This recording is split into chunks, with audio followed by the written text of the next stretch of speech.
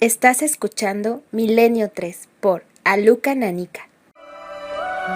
3 y 8 minutos después de hablar de Imago Mortis, de los experimentadores con la muerte y la última imagen reflejada en la retina, después de pasear por la biografía de viejos genios remotos y olvidados, Leonardos españoles, podríamos llamar, de la imagen, como Valdelomar, y ponerlo en el público, en la palestra, para que luego la gente siga investigando, porque hoy se puede hacer, y esa es nuestra motivación, después de saber algo más de un tabú profundísimo como es el mundo de los trasplantes, ciertos trasplantes, y lo que ha pasado, lo que han sentido algunos pacientes, después de saber algo más de ese cráneo empalado con un ladrillo, esa boca rota por un viejo miedo ancestral, el del no muerto. Pues ahora vamos a un tema de purísima actualidad, y la verdad es que en fin, tenemos la sensación de que el bucle se repite, de que todo esto va increciendo. No sé si estamos en lo cierto o no, pero ocurría hace apenas 3 días en Alemania. Ya de vuelta el país, sociedades muy bien acondicionadas, gente joven que de repente coge un arma, que a veces deja un mensaje como premonitorio. Vamos a ver a qué punto están las investigaciones, porque ahora mismo, a las 3 y 9 minutos, nadie sabe exactamente si en internet este muchacho dejó marca o huella de su fechoría. También parece, y esto es otro enigma, ¿no? Siempre lo trazamos como enigma de la mente. Otra gente, es increíble, está haciendo cundir el pánico, diciendo que otros muchachos también reprimidos con armas están yendo a otros colegios. Han tenido que evacuar varios colegios. Sí, eso es, en 5 ciudades diferentes de Alemania, ante el temor de que se produjera un efecto imitación, que es como llaman las fuerzas de seguridad, pues a estos hechos, a que otro adolescente coja un arma y se líe a tiros en su colegio. Bueno, vamos a conectar, esto es una especie de resumen que ha hecho nuestro compañero Fermín sobre las últimas crónicas de Carmen Vela, nuestra corresponsal en Alemania de la cadena SER, que ha estado allí siguiendo todos los datos, pero esta historia, como digo, no es nueva. ¿Cuándo empezaron estas historias? ¿Cuál fue la primera? Santi tiene los datos y vamos a conocer mucho más con otro invitado de excepción. De momento, ¿qué ha pasado? ¿Qué se sabe a esta misma hora de la terrible matanza de ese muchacho que, al parecer, dicen algunos, anunció incluso en un chat lo que iba a hacer? Tim Kretzmer, el joven de 17 años que mató a 16 personas esta mañana, empleó una de las 15 armas con licencia que poseía su padre, al que investiga ahora la Fiscalía. De las 15 armas legales que poseía el padre, 14 estaban bajo llave en una caja fuerte, como prescribe la ley, y una de ellas fuera accesible como una gran cantidad de munición. Heribert Reich, ministro del Interior de Baden-Württemberg, ha declarado también que las cerca de 100 proyectiles que llevaba el muchacho hacen pensar que su plan muy calculado era causar un baño de sangre aún mayor y que solo la rápida intervención de las autoridades evitó algo peor. Tim Kretzmer había dejado su afición por el ping-pong para sentarse horas ante el ordenador con juegos violentos y películas de terror. 7 horas antes de cometer el crimen masivo anunció en un chat de internet sus intenciones. Otro joven de 17 años como él escuchó la advertencia de Tim, pero no la tomó en serio en su momento. Solo después de la masacre informó a la policía.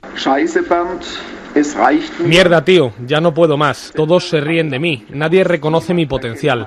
Lo digo en serio, tío. Tengo armas aquí. Mañana iré temprano a mi antiguo colegio y acabaré con todos. Acordaos bien del nombre del lugar. Winnenden. Tim cumplió su palabra tras haber extraído una de las pistolas que su padre poseía. La policía supone que conocía la clave de la caja fuerte, pues se apoderó también de abundante munición. En total disparó 112 balas. Tenía 100 más. Las autoridades han reconocido el error y siguen investigando en el entorno del joven que mató a 15 personas el miércoles. No se descarta que el mensaje en el que se anunciaba la masacre pudiera haberse escrito desde un portátil sin identificar, o, como parece más probable, fue algún otro internauta, seguramente a posteriori, para confundir a la policía y a la opinión pública. En el mensaje inicialmente atribuido al muchacho y leído por el ministro del Interior de Baden-Württemberg, Heribert Reich, en una rueda de prensa, el autor afirmaba tener armas y estar dispuesto a ir a su antiguo colegio para acabar con todos. 2 días después de la matanza de Winnenden, los internautas que lanzan falsas amenazas mantienen en jaque a la policía alemana. El viernes tuvo que ser cerrado un colegio en el suroeste tras una misiva en un chat de internet sobre planes de una acción violenta, y algo parecido pasó en otros institutos que interrumpieron las clases ante amenazas diversas. Pero la justicia alemana no admite bromas. Hasta 3 años de cárcel prevén las leyes para los extorsionadores de este tipo.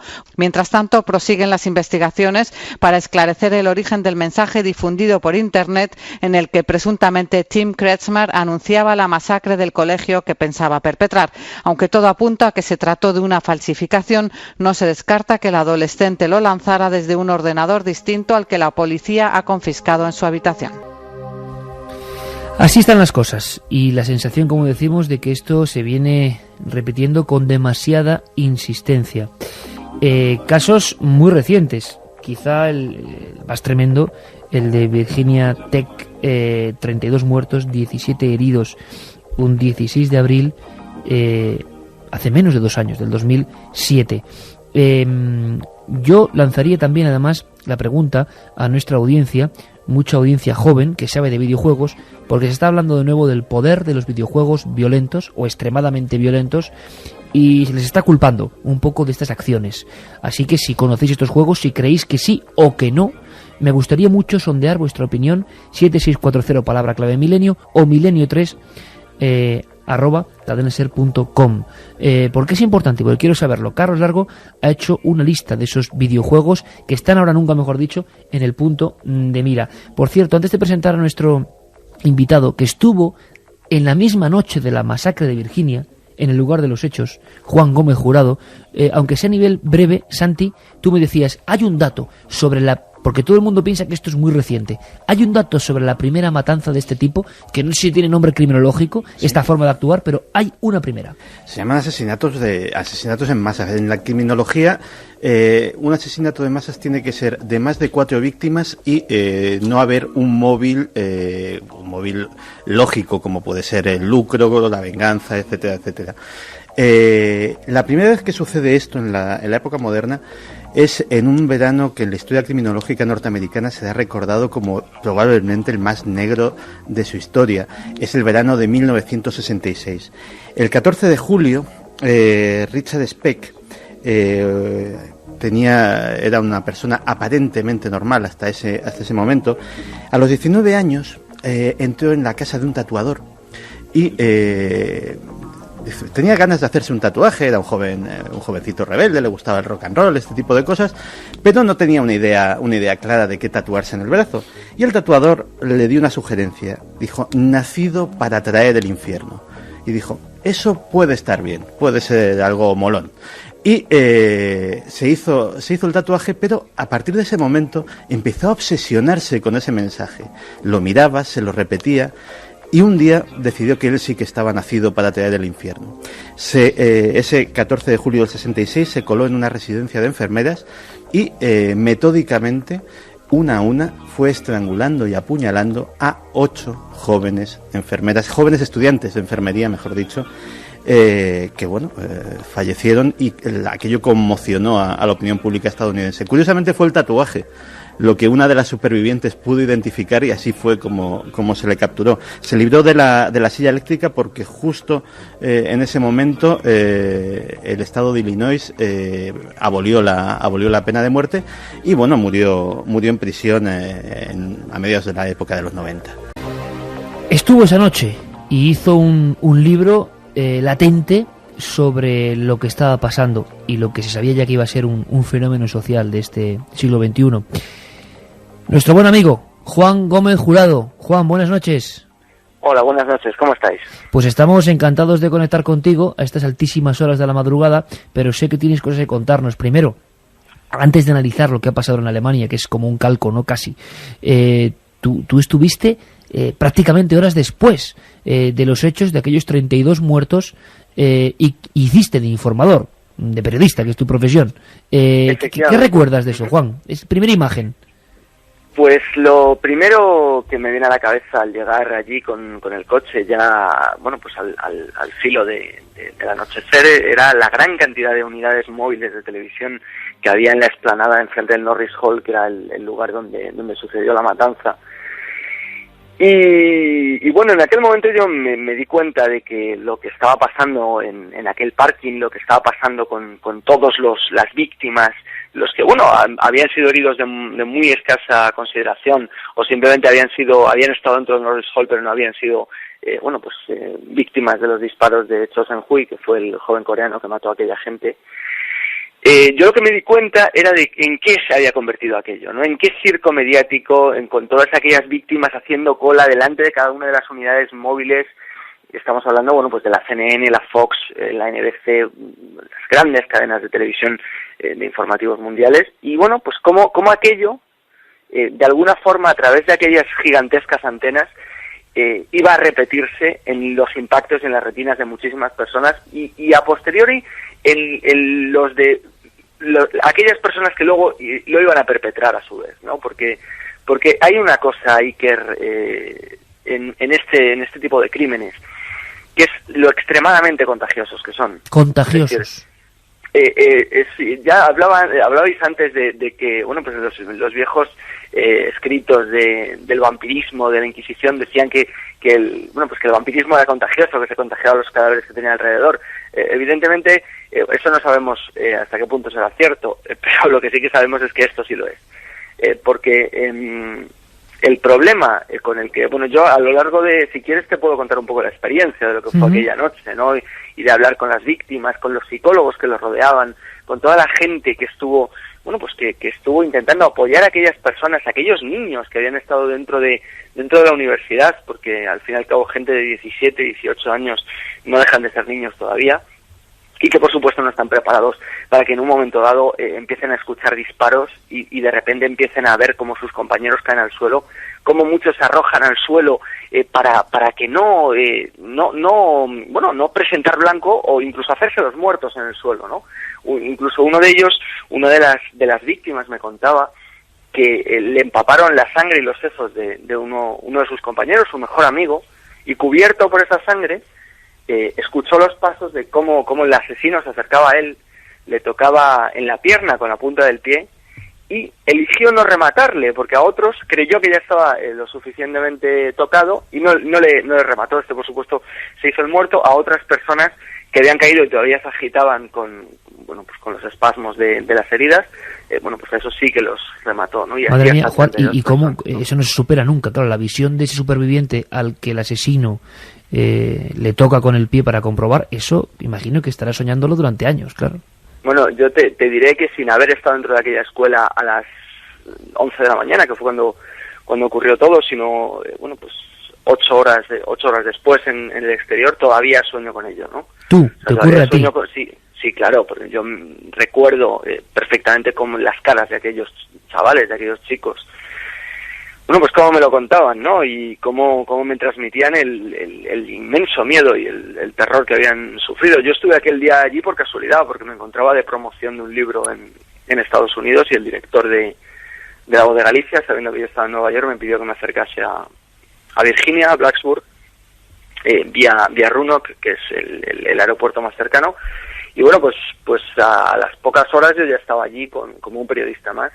Oye, Juan, pero, y tú has hecho ahora un nuevo reportaje y claro, ahí es como un clip, ¿no? O sea, hay similitudes estremecedoras. En este caso, todos los últimos casos, y es tremendo, tengo aquí algunos datos. Ese caso, 32 muertos, 17 heridos. El de un muchacho finlandés que mata a 10 personas, 3 heridos, 23 de septiembre pasado, 7 de noviembre de 2007, también en Finlandia, 8 muertos, 12 heridos. Todos anunciaban lo que iba a ocurrir y todos eran individuos, personas. Hay quien dice que habían sufrido cierto, entre comillas, acoso, marginación, risas por parte de los más integrados en el grupo y que los consideraban como bichos raros. Eso es una dinámica que se repite, tal y como has podido comprobar. Bueno, vamos a ver, yo permanecí allí 5 días, que fue lo que el margen que me permitió la editorial americana en aquel momento para poder hacer eso, para poder permanecer allí. Bueno, entonces hablé con muchísimos psicólogos criminalistas del FBI, uno de ellos incluso luego acabó convirtiéndose en un buen amigo, y estas personas, pues me contaban cómo eran sus experiencias con las víctimas, ¿no? Porque aparte son un grupo muy cerrado, porque se van desplazando cuando ocurren estos hechos, ¿no? Que además ellos saben que cíclicamente se van a producir cada X meses, y concretamente marzo y abril son los meses más terribles del año. De hecho, marzo y abril. Que efectivamente fue el 16 de abril, un lunes 16 de abril, cuando ocurrió lo de Virginia. Y bueno, pues aquí tenemos el triste hecho que ha ocurrido en Alabama también hace muy pocos días, y este otro de Alemania, ¿no? Son momentos que en concreto para los escolares son momentos de muchísimo estrés, son momentos en los que han arrastrado, bueno, pues todo el terror del invierno, todo el estrés del invierno, que para las personas con depresión es horrible. Y bueno, casi empezando por el principio, te diré que las conclusiones a las que llegan los psicólogos es que estos procesos psicológicos que llevan a un chico de 15, 16, 17 años a coger un día la pistola y marcharse a su colegio, no es y empezar a pegar tiros, no es una cosa de un día, no es una cosa de una semana ni de un mes, es una cosa de muchísimos años. Que se va alargando, ¿no? Exactamente, y además que no solo se va alargando de manera oculta, sino que se va alargando, pues como me decía Karen Hefner a mí una tarde allí en Virginia Tech, decía, este chico llevaba avisándolo durante 6, 7, tal vez 8 años. Y eso lo verás. Y efectivamente, con el paso del tiempo, cuando los expedientes van saliendo a la luz, se va viendo como es una cosa que era totalmente anunciada, pero que nadie se había fijado. La sociedad norteamericana y en gran medida la occidental tiende a los jóvenes no prestarles demasiada atención, ¿no? El adolescente vive un poquito en un mundo un poco separado de sus padres, intenta aislarse, intenta desarrollar su propia personalidad, y a veces no se le presta la suficiente atención, ¿no? Como es el caso, de todos estos chicos. Y aparte, ellos saben que van a ser los primeros muertos, y de hecho quieren morir, quieren llamar la atención y cambiar algo de sus vidas, hacer una transformación a través de esa consecución del mayor daño posible, ¿no? Incluso quieren conseguir un récord con ello, ¿no? Un récord. Lo curioso, Juan, es esa sensación de pasar a la posteridad, de dejar su mensaje en YouTube. Nos parece que estamos ante un fenómeno nuevo o potenciado. Vamos a hacer una cosa, pidiendo la participación de los amigos oyentes de Milenio 3, porque creo que tienen algo que opinar y seguro que tienen una especie como de instinto para saber por qué se está repitiendo esto. Una pequeña lista o cuestión. Carlos Largo, buenas noches. Buenas noches, Iker.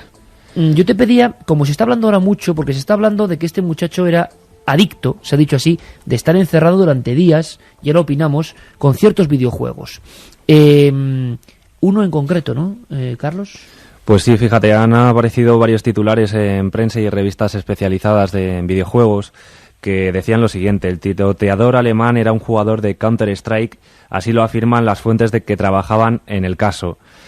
Parece ser que Tim, en este caso, era un jugador muy aficionado a este tipo de juegos, en este caso al Counter-Strike, que es un juego muy conocido, tiene ya 10 años de existencia, de hecho. 10 sobre años todo, es entonces un clásico, ¿no? Es uno de los clásicos, y además en la red, online. Consiste básicamente, de hecho la palabra en inglés es contraataque, en dos equipos, uno de terroristas y otro de antiterroristas, y entonces se combate en un espacio virtual en el que, pues gana evidentemente el que sobreviva. Uno de los dos equipos muchacho, sobrevive. el Tim Kressner, jugaba constantemente. Sí, era un aficionado, y de hecho, amigos suyos han declarado a los agentes de seguridad que sí, que eran muy aficionados a este videojuego. ¿Tenemos sonido incluso de cómo Sí, tenemos suena? sonido de A ver cómo este suena este juego de 10 años.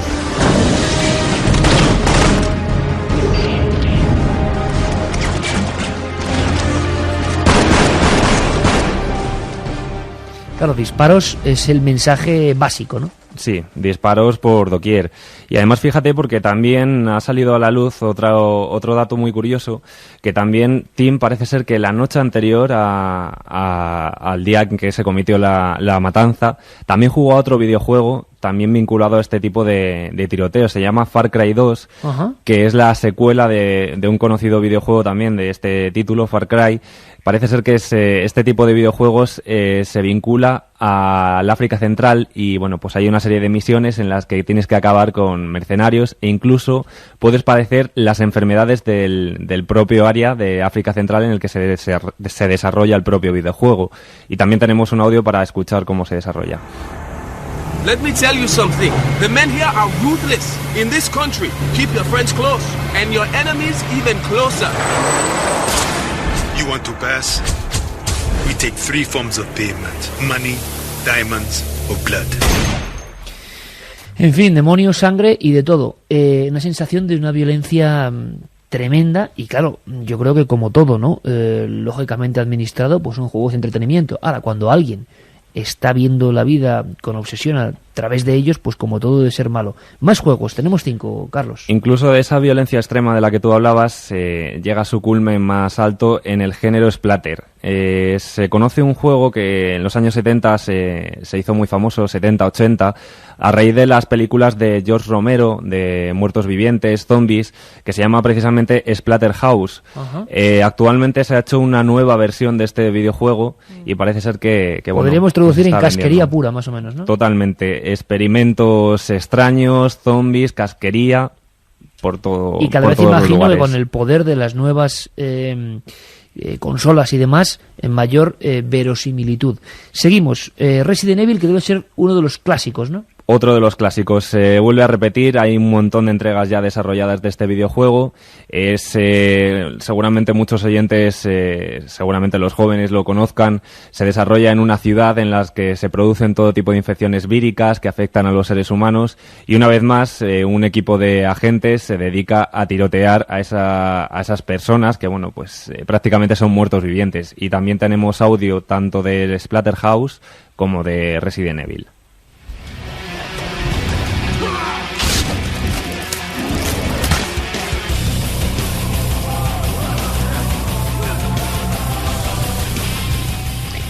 Música muy concreta, excitante y casquería y bueno, rotura de ligamentos, fibras y demás que se oye rápidamente. Y tenemos un último, ¿no? Un último que también es otro de los clásicos. De hecho, provocó una gran polémica en su tiempo, en los años 90, que es el Carmageddon. Es un conocido videojuego en el que, bueno, pues se trata de destrozar coches y no solo eso, sino lo más complicado de todo este asunto y que causó tanto revuelo fue que te daban una mayor puntuación cuantas más personas atropellabas. Este fue muy polémico y fue uno de los que abrió, digamos, la veda de los videojuegos violentos. Aunque hay que recordar, yo me acuerdo siendo niño, que mis dibujos preferidos eran Mazinger Z, ahora un capote a la nostalgia, y ya en su día Televisión Española creo que dejó de emitir algunos capítulos por considerarlos ultraviolentos. Claro, ver Mazinger Z ahora es un cuento de niños, ¿no? La pregunta es hasta qué punto estamos creando una generación. Los videojuegos es de lo pocos, si no tengo mal entendido, Santi, que se salva de la crisis, que se ha convertido en un negocio más boyante que el cine, pero que es verdad que un porcentaje importante son juegos ultraviolentos. ¿Hasta qué punto tendrá conexión eso con estos casos? Vamos a ver, efectivamente la industria del videojuego a día de hoy factura más, no ya que el cine, factura más que el cine y la música combinados.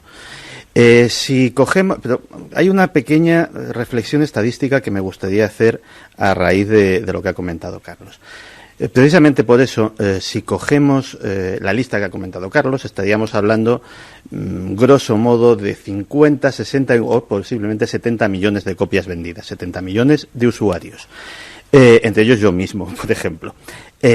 Si un porcentaje modesto, un 0,01 de esos usuarios estuviera impelido a hacer algo, tendríamos un índice de bajas similar al de una batalla de la Segunda Guerra Mundial, incidentes de estos, varios todos los días, y entonces sí, podríamos hablar de un problema. Cuando estamos hablando de que algo que utilizan 50, 60, 70 millones de personas provoca un caso, vamos a suponer, cada mes, establecer una casuística causa-efecto entre una cosa y otra me parece como poco arriesgadito. Interesante. Juan, ¿estás de acuerdo con tus estudios, lo que te has metido a fondo investigando casi en carne propia, ¿no? Este tipo de crímenes en masa? Es casi lo primero a lo que un psicólogo acude cuando está tratando con este tipo de personas. Te diré también, Iker, que hay un gran problema a la hora de estudiar a los asesinos en masa, a los asesinos en escuelas infantiles y en universidades, y es que ellos son siempre una víctima, siempre. O sea, los 5 últimos casos que hemos tenido en el plazo de 2 años, todos han acabado con el asesino pegándose un tiro en la cabeza antes de que lo alcance la policía, ¿no? Lo cual dificulta mucho el hacer un análisis psicológico de estas personas, porque no puedes tratar con ellos directamente, no puedes diseccionar su mente, no puedes ver dónde estaban los problemas. Entonces tienes que ver en la historia que les ha rodeado. Entonces lo primero a lo que acude cualquier investigador es a saber cuáles serán sus fuentes de entretenimiento. Pero claro, aquí tenemos evidentemente prohibir los juegos violentos sería como prohibir los cuchillos de cocina, es decir, cada uno tiene que saber cómo utilizar las cosas de manera responsable. Para cualquier persona, yo que también soy un usuario de videojuegos y que he jugado al Counter-Strike incontables horas, sé que esos son píxeles y que cuando termino de jugar el juego vuelvo al mundo real y son personas, ¿no? ¿Qué problema o qué ocurre según los psicólogos en las mentes de las personas perturbadas, de estos niños que tienen un problema de reconocimiento de las otras personas, de reconocimiento de dónde termina su propia realidad? Ocurre que empiezan a ver, cuando juegan estos videojuegos, a las personas como objetivos. Entonces, se produce un distanciamiento entre el mundo real y ese videojuego que acaba fusionando las dos cosas, ¿no? Pero eso no es una consecuencia de jugar muchas horas a un videojuego, eso es una consecuencia de que su problema se ha canalizado hacia esa vía. Es decir, es como el agua que siempre fluye hacia el punto más bajo. Bueno, pues que en este caso el problema ha fluido hacia la mejor forma que han tenido ellos de canalizar la violencia. Carmen, ¿qué opina la gente? Pues vamos con algunos mensajes como el de Gonzalo de Sevilla, que nos dice que Armagedón se retiró la versión en la que se atropellaba humanos y se sustituyeron por zombies. Hay juegos que no son para niños, los responsables son los padres. Existe el MPEG, que hace que los juegos queden exentos de responsabilidad, nos dice Javier desde Granada. Soy José de Madrid. Los gamers ya estamos hartos de que se criminalice a los juegos violentos. Lo único importante es que no los jueguen menores. Conozco algún juego más que violento, solo por poner algún ejemplo, el Gears of War o el Killzone. Los he jugado y te dejan groggy, nos dice otro amigo. Raúl desde Gran Canaria, lo considero una estupidez. Todo está en la cabeza. Nada tiene por qué ir más allá del juego si no se está mal de la cabeza. El problema no son los videojuegos, es la educación y el control paterno. Tienen edad recomendada, obliguemos a cumplir dicha edad, nos dice David Sinclair. El problema es el acceso a las armas en personas inestables, no en los juegos, música. En Columbine culparon hasta Marilyn Manson, nos dice Ana. Tengo 20 años, me gustan los juegos de tiros, nunca se me ocurriría coger una pistola y matar a gente. Los juegos no matan a nadie, sino las mentes enfermizas. Lo que está claro es que de inmediato un montón de gente se ha puesto a opinar porque claro, el éxito de los videojuegos es que la gente los juega, ¿no? Y claro, mucha gente ve que están tocándole algo que no tiene ningún problema en compartir con la vida cotidiana y no mezclarlo. Una cosa nada más, ahora me das tu opinión, Juanje. Doctor Cabrera, una frase casi lapidaria, la opinión de un forense que está examinando estos casos, nos puede sorprender. Bueno, una vez más se juntan los factores de siempre. Disponibilidad de armas, una sociedad permisiva y tolerante, un padre rico y ausente, una madre que no está en casa, un chaval tímido, introvertido y enfadado con la vida porque cree que es un genio y nadie le hace caso, tratamiento psicológico ininterrumpido. ¿Y cuál es el resultado de todo eso? Rencor, odio, frustración, y cojo una pistola y mato a todos los que se me ponen por delante. Es un patrón calcao que ha sucedido, sucedió y volverá a suceder otra vez. ¿De acuerdo, Juanje? Total, absolutamente de acuerdo. Es que lo que yo quería comentar, o sea, no podemos satanizar los videojuegos violentos, porque el tema es la mente humana que lo maneja. Es más, hay muchísimos psicólogos. No es que recomienden los videojuegos violentos, pero sí que recomiendan los videojuegos a los niños, por ejemplo, antes de que se chupen 5 horas de televisión, ya que el videojuego tiene una parte interactiva y hay muchísimos videojuegos que son educativos o simplemente de recreo.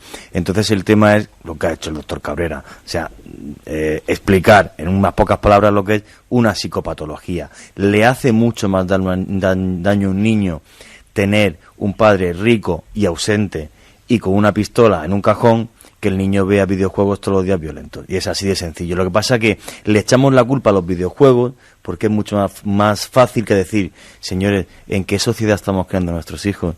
Que les veo una vez a la semana y no sé si es mi hijo o si es un extraño. En fin, Juan, ¿tú crees que estamos ante un momento delicado y que casos como este que tú investigaste, la masacre de Virginia, con el mismo patrón prácticamente, ¿no? Mensaje por internet, sea apócrifo o no, una especie de última llamada de atención, ¿van a seguir produciéndose? No, estoy absolutamente convencido. De hecho, a mí me preocupa que que a menos de 2 minutos en coche de mi casa hay un campo de tiro donde, bueno, pues donde hay mucha gente que lleva a los niños los fines de semana.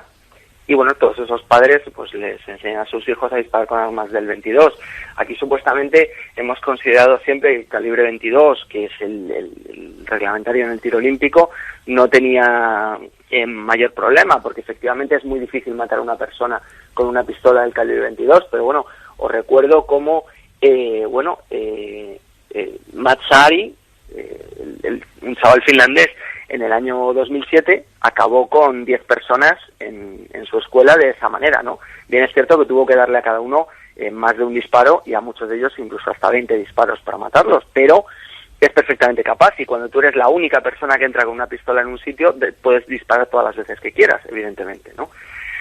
Yo creo que esto se va a repetir, creo que va a ocurrir en España, antes o después, porque en España hay más de 3 millones de escopetas, hay muchísimas armas de calibre corto y antes o después nos terminará ocurriendo, porque nosotros repetimos esos patrones que habéis comentado antes, pero que tampoco son los excluyentes. Es decir, el auténtico problema, Iker, y es tremendamente más aterrador, es que todas estas personas tenían en la mente, en el cerebro, tenían un defecto de fabricación, por llamarlo de alguna forma un poco popular, tenían un defecto congénito que les predisponía a que si se juntaban determinados factores de riesgo, confluyese en la violencia más extrema, ¿no? Entonces, eso es lo que de verdad nos tiene que preocupar, ver si nuestros hijos y las personas que tenemos alrededor, en nuestro lugar de trabajo, que también es también esto ocurre entre las personas adultas, bueno, pues si se produce de alguna forma esta confluencia de factores, bueno, pues que nos puedan acabar metiéndonos a nosotros en una situación de riesgo. De hecho, en Estados Unidos hay asociaciones que invierten cientos y millones de dólares, cientos de miles y millones de dólares en averiguar cuáles son esos factores y cómo pueden proteger a las escuelas y a sus hijos también, ¿no? Juan, ojalá te equivoques en la profecía. Amigo, un abrazo muy fuerte. Hasta la próxima. Ojalá me equivoque. Un abrazo. Un abrazo. En fin, nos quedamos con la sensación de que esto lo hemos repetido, lo hemos contado, se sigue formando eso del mensaje apócrifo en Internet, qué pasará, qué no pasará. A mí lo que me parece aterrador es lo de gente en plan bromista que pueden acabar en la cárcel, causando la alarma. 3 años de cárcel se pueden enfrentar por causar esa alarma, que a lo mejor en algunas ocasiones puede hacerse realidad por ese efecto imitación del que hablan los psicólogos y los psiquiatras. Bueno, pues en nada, vamos a ver si Carlos tiene por ahí el piano de Santiago Camacho. Vamos a hablar de algo que es un poco triste, que me decía Santi que nos va a asombrar y que tiene que ver con, creo, Santi, el señor de la guerra.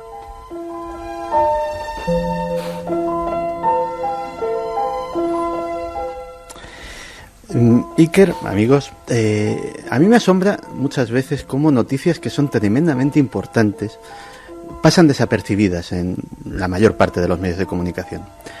A día de hoy se está celebrando en Tailandia, en Bangkok, posiblemente uno de los juicios más importantes de lo que llevamos del siglo XXI.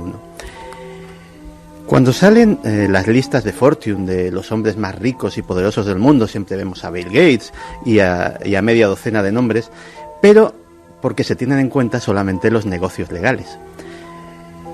Si no tuviéramos en cuenta los negocios legales solamente y tuviéramos en cuenta otro tipo de negocios, habría un hombre que está ahora mismo siendo juzgado en Bangkok, que a lo mejor estaba hasta por delante de Bill Gates.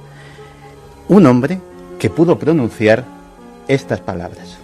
En el mundo hay más de 550 millones de armas de fuego en circulación. Un arma de fuego por cada 12 personas que hay en el planeta. Y digo yo, ¿cómo se arman las otras 11? Muchos de nuestros amigos lo habrán reconocido. Es un fragmento del Señor de la Guerra, una película protagonizada por Nicolas Cage en la que daba vida a un traficante de armas. Lo que a lo mejor no saben la mayoría de los que vieron esa película es que está basada fielmente en la biografía real de una persona, Victor Bout. Bueno, en realidad basada fielmente no. Se queda muy, muy, muy corta con respecto a la realidad. Bout era agente del KGB soviético y con la disgregación de la Unión Soviética se quedó en paro, como tantos otros militares, espías, gente que había sido formada para la Guerra Fría. Pero él era un hombre ambicioso, quería prosperar y tenía los mecanismos para comerciar con algo que conocía muy bien, las armas.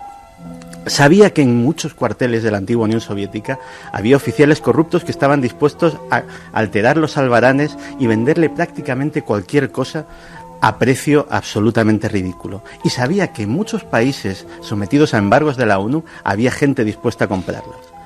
Pues puso en contacto a unos y a otros y empezó un negocio que cogió una escala colosal. Al principio empezó a pequeña escala en Angola y Somalia. Le empezaron a llamar el quebrador de bloqueos, porque todos los embargos de la ONU se los iba absolutamente saltando.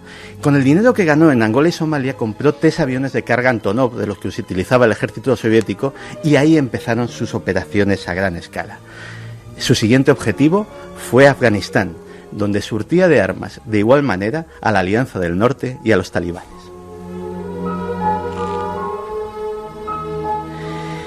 Con el tiempo, la fortuna que fue ganando Bout en Afganistán, fortuna que venía en buena medida del dinero, del tráfico de opio con el que se surtían tanto la Alianza del Norte como los talibanes, le llevó a crear un imperio y esos 3 modestos aviones Antonov se convirtieron en 60. Se convirtió Víctor Bout en la persona con la mayor flota de aviones de carga del planeta. Olvidémonos de las grandes empresas de mensajería. Él modestamente decía: yo soy un cartero, yo pongo cualquier cosa en cualquier sitio. De hecho, aprovechaba y cuando llevaba armas a un país, el avión volvía cargado con gladiolos, con carne, con pescado, y así hacía un negocio legal por otro ilegal.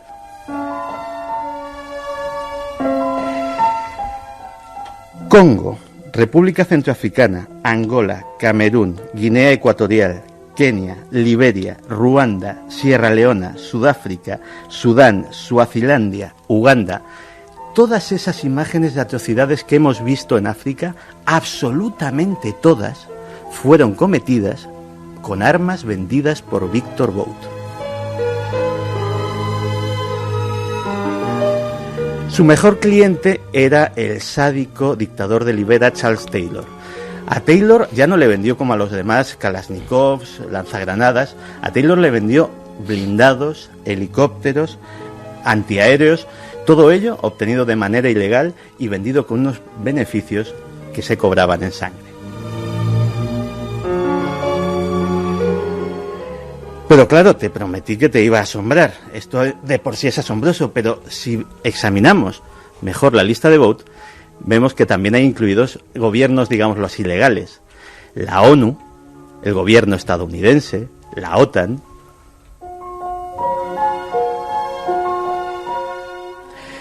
Concretamente, Bout es uno de los suministradores de la Fuerza de Ocupación Norteamericana en Irak. A la OTAN la surte en Afganistán y a la ONU la surtía en Sudán. ¿Por qué? Porque era muy buen cartero.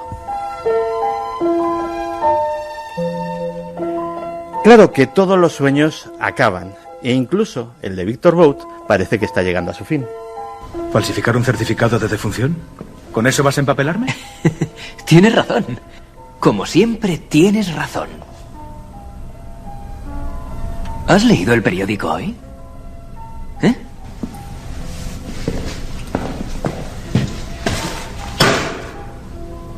¿Falsificación de documentos? ¿Empresas fantasma con una contabilidad minuciosa? No hay caudillo, tirano, dictador o déspota en el mundo con el que tú no hayas tratado. Ha sido tu mujer trofeo, la que nos ha llevado hasta el premio.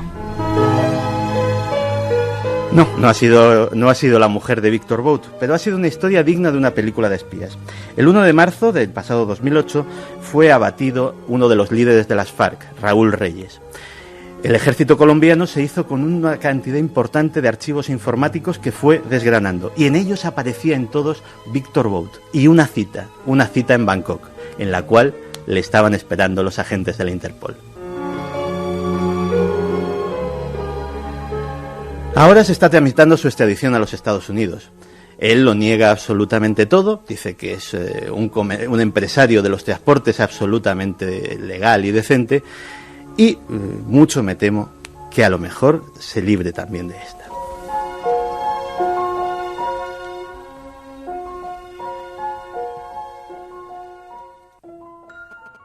En fin, yo os hablaba de una cosa terrorífica, de otro cráneo con inscripciones diabólicas, pero después de lo escuchado en la sección de Santiago Camacho, en fin, lo realmente diabólico y lo asombrosamente terrorífico está ahí fuera y en las noticias, aunque a veces, bueno, pasen desapercibidas. Para eso está la sección de nuestro compañero.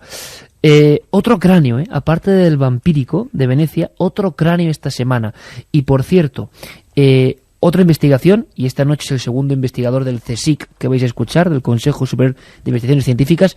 Sabéis que hay un proyecto en Egipto de investigadores españoles. Bueno, pues han descubierto cosas tan raras como una tumba quemada, inscripciones del libro de los muertos y cosas que llaman muchísimo la atención. Conectamos con Nacho Ares. Las excavaciones del equipo español en la tumba de Yehuti, en la orilla oeste de Luxor, Egipto, han dado una nueva sorpresa después de acabar la séptima campaña. A 13 metros de profundidad ha aparecido la cámara funeraria de este tesorero de la reina Hatshepsut, repleta de textos y figuras en las paredes. Nos lo cuenta el director del proyecto, José Manuel Galán, egiptólogo e investigador del CSIC. Las paredes y el techo, más que pintadas, digamos, con escenas, lo que están es escritas como si fuera un gran papiro con pasajes del libro de los muertos que supuestamente van a ayudar al difunto, a Yehuti, a acceder al paraíso y a tener una vida plena, eterna en el más allá, ¿no? Cada órgano de su cuerpo se le asigna una divinidad para que le proteja, o otro pasaje, por ejemplo, es una fórmula mágica a través de la cual Yehuti se va a convertir en golondrina y va a poder superar una de las pruebas a la que tiene que enfrentarse para vivir en el paraíso, etcétera. Además del valor de los textos hallados en la nueva habitación, hay que destacar la presencia de varias joyas de oro, en concreto pendientes que pertenecieron al ajuar funerario de Yehuti. El resto del tesoro apareció destrozado en la misma habitación. La labor de CSI es un poco complicada porque a la parte más profunda del pozo han accedido varias veces, repetidas veces, no solo una vez, y han revuelto todo. Lo que sí parece cierto es que alguien entra en la cámara de Yehuti y la quema. La quema, su ataúd fue quemado, su momia fue quemada, parte de su ajuar fue roto en pedazos. ¿Por qué o en qué circunstancias? Eso es muy difícil de saber. Podemos seguir el proyecto Yehuti con el apoyo de la Fundación Caja Madrid en la página web www.excavacionegipto.com. Un extraño cráneo con una inscripción en arameo y colocado en el interior de dos recipientes cerámicos es la nueva sorpresa arqueológica hecha pública por la Biblical Archaeological Review. Lo único claro es que el cráneo se debió de utilizar en rituales mágicos. Nos habla de ello Antonio Piñero, catedrático de griego en la Universidad Complutense de Madrid. Yo lo pondría en el entorno religioso para algunos muy extraño del judaísmo de la época del Talmud, es decir, del judaísmo más piadoso en la zona de Babilonia, sobre todo del siglo V al VII, y dentro de un judaísmo que es totalmente religioso, totalmente respetuoso con sus normas y al mismo tiempo uno de los pueblos más aficionados a la magia de los que tenemos constancia en la historia. El coleccionista Shlomo Mushayev adquirió recientemente esta pieza. Se desconoce dónde apareció. El texto solamente está grabado en el cráneo, no en su soporte cerámico, y hace referencia a la presencia de demonios. Significa algo así, sospecho, una invocación a ese demonio para que le libre al individuo que sea de la trampa de la muerte. Y probablemente utiliza un cráneo porque en la magia, cuanto más te acerques por el instrumento que tú usas simpáticamente a aquello que tú quieres evitar, puede acercarse al demonio con la fórmula y decirle, mira, evítame precisamente lo que significa este cráneo. Este tipo de fórmulas son muy comunes en la cultura judía y las podemos encontrar en conchas, cerámica o incluso cáscaras de huevo. El arqueólogo estadounidense Richard Heisen ha descubierto un friso con imágenes del año 300 a.C. en El Mirador, uno de los lugares más importantes del mundo maya mexicano y que por desgracia menos se conoce. Cada nuevo descubrimiento retrasa la cronología del yacimiento, convirtiéndolo en la clave de esta misteriosa cultura mesoamericana. Vamos a acabar con los mensajes que nos enviaban nuestros comentaristas, muchos de ellos referidos a los videojuegos. Jessy nos dice, la verdad que sí, amigo Santi, el tráfico de drogas, armas y de esclavos, este último negocio, el gran lastre del ser humano en pleno siglo XXI. Estáis hablando de algunos juegos que me despiertan nostalgia y cariño de los años de juventud, nunca violencia o ansiedad. ¿Por qué no censuramos los informativos de televisión? ¿O es que las noticias de violencia, guerras, atentados, etcétera, no influyen? Pues también es verdad que hay algunos informativos que los ves y te pones a temblar, ¿eh? Ahora, hablando de videojuegos antiguos, también habría que hacer un día una sección de nostalgia, ¿eh? De nuestra época, que seguro que iba a conectar. ¿Os acordáis del Ghosts and Goblins? Sí. Claro, pues también era violento de alguna Sir forma, Arthur ¿no? se llamaba. Sir Arthur, que iba le con quitaba la la armadura. por las tumbas, ¿no? ¿Cuál es el videojuego más antiguo que recordáis? Uf, yo el de las dos bolitas esas que... Pero de máquina. ¿Os acordáis de aquel que era como un coche, que era un palo también, que iba por la carretera? Sí. No, yo me acuerdo de un coche que iba como pintando ciudades. Ibas por las ciudades y las ibas pintando según pasabas. De eso no me acuerdo, pero yo recuerdo uno que no es, me gusta, es un sueño, ¿no? Que era como un limpiacristales, que subía por los edificios. Sí, Fermín, que Crazy Klimber. Crazy Klimber. Joder, Santi, de verdad, eres genial. Yo todavía sabía, me recuerdo a mí mismo con 5 o 6 años jugando en Soria, no sé por qué.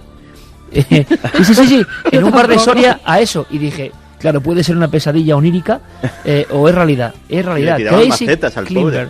Sí, señor. Y el de King Kong, ¿no? Que lo tenías que sacar de una jaula o algo así también. No me acuerdo cómo se el de la llamaba. rana que pasaba la carretera. También, sí. Clásicos. Ahora, tan violentos yo creo que no eran. Aunque había algunos, pero yo creo que el propio pixelado tampoco permitía mucho más, ¿no? No daba para... Te arrancabas la cabeza y era un cuadrado. Es curioso porque ahora sacan recopilaciones. Yo el otro día compré una de 30 videojuegos antiguos y está genial, ¿no? Súper divertida. La nueva moda que llega de Japón es la de los chicos que se encierran en sus habitaciones y no salen absolutamente para nada. Tienen un nombre, ¿no? Incluso Otaku, llegan ¿no? a tener ciertas paranoias conspiranoicas en las que pueden sentirse hostiles a toda la sociedad. A estos nuevos enfermos se les denomina Ikikomori. Toma ya. E incluso se ha creado una serie anime llamada NHK Niyukushu, Muy que bien. cuenta la vida de uno de estos chicos. Cada vez me lo ponen más difíciles con los mensajes, Yo ya leyendo japonés. Vi un documental de estos chicos y es terrorífico, ¿eh? Terrorífico. Cómo se encierran, lo compran, lo hacen todo por internet. De la sociedad más desarrollada y con más medios, quizá. Del mundo, sí. Y los padres ni siquiera apenas pueden hablar con ellos. Es algo terrible, terrorífico. Pero Bueno, sociológicamente quitándole la tiene tarjeta, su- pues, Japón tendrán que es- salir a comer, perdón. Japón es una sociedad en la que el sentido del deber que se inculca a la gente es tan opresivo desde la infancia que a veces la reacción es igualmente violenta en caso Al contrario revés. y renuncia absolutamente a cualquier obligación. Vamos con más. Juego a rol en PC y en vivo desde los 12 años y jamás mataría por un juego, ni yo ni mis amigos, porque ante todo estos juegos violentos crean precisamente todo lo contrario, el rechazo a la violencia. Tengo varios juegos de la Segunda Guerra Mundial, pero nunca se me pasará por la cabeza coger un arma y hacer una tropelía. Y es que hay mucho obsesionado. Yo soy amante de los videojuegos y cuanto más sangrientos, mejor. Y que no Hombre. por eso es un asesino. No, claro, es que nadie está diciendo eso. ¿Os acordáis de las Olimpiadas, pero las del 84? Temible, ¿eh? Que había que darle al mando. Konami. Ta, ta, ta, ta, Sí. ta. Y había O el auténticos mechero. especialistas Sí. con el mechero, ¿os Claro. acordáis? Oye, Porque un se día, hacía más hablamos, rápido. un día hablamos de ese ultramundo que eran los billares de videojuegos. Hay Que una- tengo que dar los ganadores. Hay una última reflexión Santi, que eso me rápido. acabo de acordar. Alemania es el país con la legislación europea más restrictiva a videojuegos. Todos los que ha dado de la lista de Carlos están prohibidos, no se pueden vender en Alemania. Y aún así ha pasado esto. o sea. Interesante dato. Bueno, me voy a callar lo que voy a decir. Manolo desde Talavera dice: Mujer vampiro, sorprendente. La historia y el misterio forman la mejor pareja. Saludos milenarios. Uno de los libros para Manolo de Talavera. Ajá. Otro es para Tony de Mallorca. Buenas noches. Valdelomar, un icono español no reconocido. Esos sonidos de verdad te hacen sentir extraño. Todo el vello de punta. Y el último es para Fátima de Cádiz, que nos dice: leo libros de asesinos, veo películas y juego. ¿Soy una posible asesina?